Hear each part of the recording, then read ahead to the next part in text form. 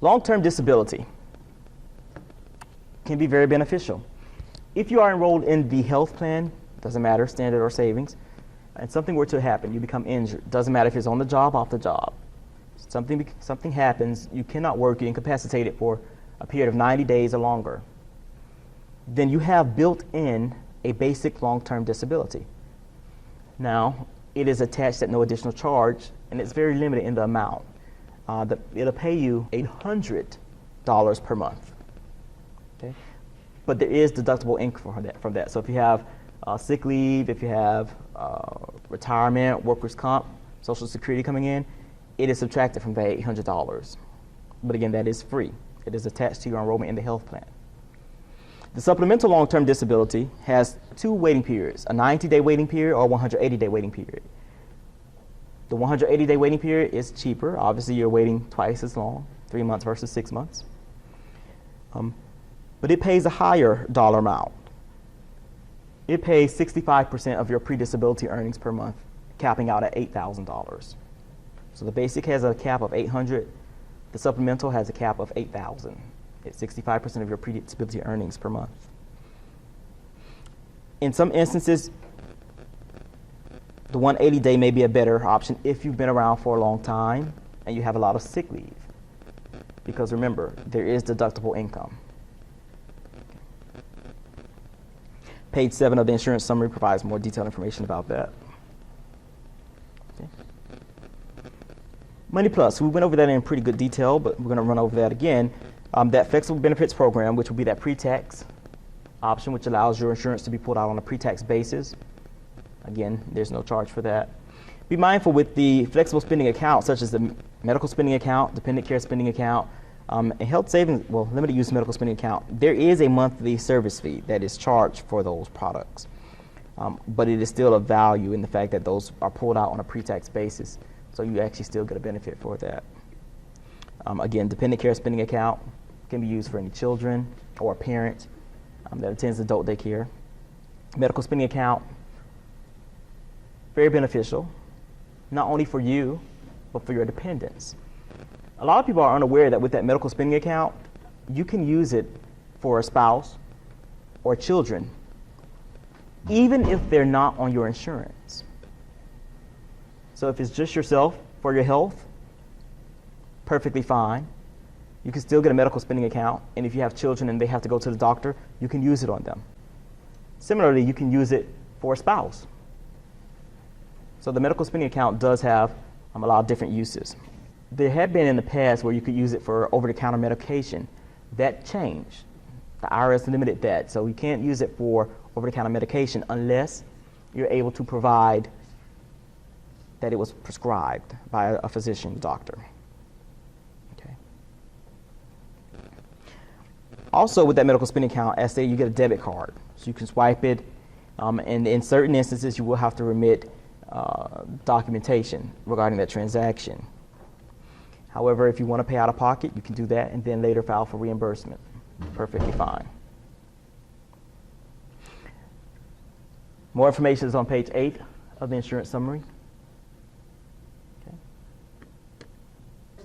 Again, as far as the premiums, it doesn't change. Now, obviously, if you're adding a spouse to a coverage, that's going to change that amount.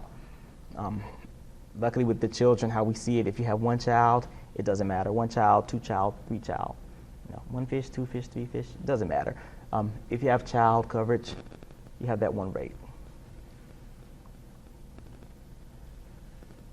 Okay. As I stated, there's no increase for the state health plan for employee premiums. However, that second bullet is what I mentioned earlier. Some of the patient cost sharing features, such as the copayment and deductible, were increased to compensate for the wellness benefit that has been added. Regarding that wellness benefit, I do want to mention that it is based on a age structure, whereas those who use the state health plan, if that's their primary plan, age 19 to 39, they're able to have that wellness visit once every 3 years.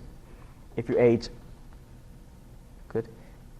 40 to 49, you could do it once every other year.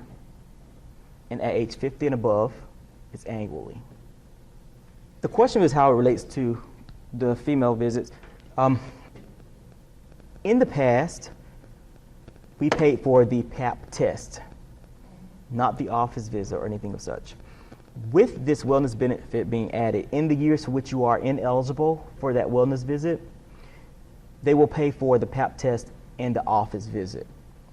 Now, if you use your OBGYN for your physical, as some people do, then you have to make a choice. You can't have it done twice. You can't go to the OBGYN and get a physical or a wellness visit and go to like a family practitioner, general internist, and do it in the same year. Otherwise, they're only going to cover the first one submitted.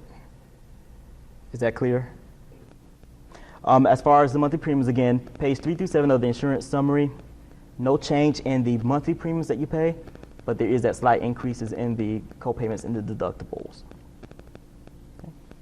Again, open enrollment is January 1 through 31st, but through My Benefits, you can actually go online now and make any necessary changes. Not a problem with that. You are responsible for verifying and updating your insurance benefits.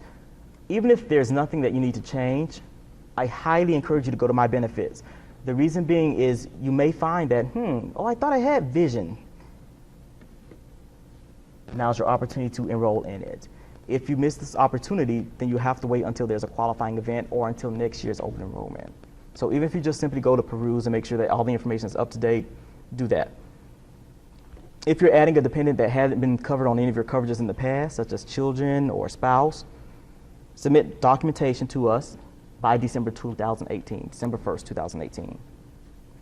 And again, the changes made during open enrollment are effective January 1 of 2019. Okay. So we have our Facebook presence if you want to be friends with us. For the most part, we're friendly. So you can do that. Also, Twitter. We update information through Twitter as well. We send out little tweets regarding information. If you have time, you can actually look at the YouTube videos. They have information on there regarding the retirement as well as the insurance. So that could be helpful. And there's podcasts as well. Were there any general questions or concerns that you have at this time? Yes, sir. But again, this booklet, if you've been around for a number of years, 5, 6 years, you'll recall that we used to issue a thick manual every year, an insurance benefits guide. And we found that no one had the time to sit around and read that. It was a lot of wasted paper, good information, but a waste nonetheless. So what we did is we abbreviated those booklets and we started to issue out this, something very concise, but yet provides you with a lot of information. If you would like more detail, you can still go to our website. Each year we still publish that thick manual, we just don't print it and send it to everyone. You can still go to PEBA's website, peba.sc.gov, and under resources, you can see the insurance benefits guide. And in fact, we just finished our edits on it. So when I am in the office, usually that's what I'm doing. We just finished our edits on that, so that should be posted, if not the end of this month, by mid-October. But again, you see something in here, you can go onto that website, pull up that PDF document, that manual, do a search, Control F, key in what it is you're looking for, a word, it'll pull up that information for you. Use it. It goes into much more detail than this. Okay. So it is still published annually, but that's the reason why we have this. Quick surface information. Any other concerns? Okay. Well, I didn't get a chance to do it earlier, but any of you that know me know I always read my disclaimer. Okay. So here it goes. This presentation does not constitute a comprehensive or binding representation regarding the employee benefits offered by the South Carolina Public Employee Benefit Authority. The terms and conditions of the retirement insurance benefit plans offered by people are set up in the applicable statutes and plan documents and are subject to change. Please contact people for the most current information. The language used in this presentation does not create any contractual rights or entitlements for any person. Okay? So I thank you for enduring this. Yes, ma'am. Certainly. Esta presentación no. But again, I thank you all. I know it's the afternoon. I always experience this thing after lunch, where I feel like I'm sleepy and such. And so I thank you all for being awake and attentive, and I hope that you go forth, do great things, and great wellness.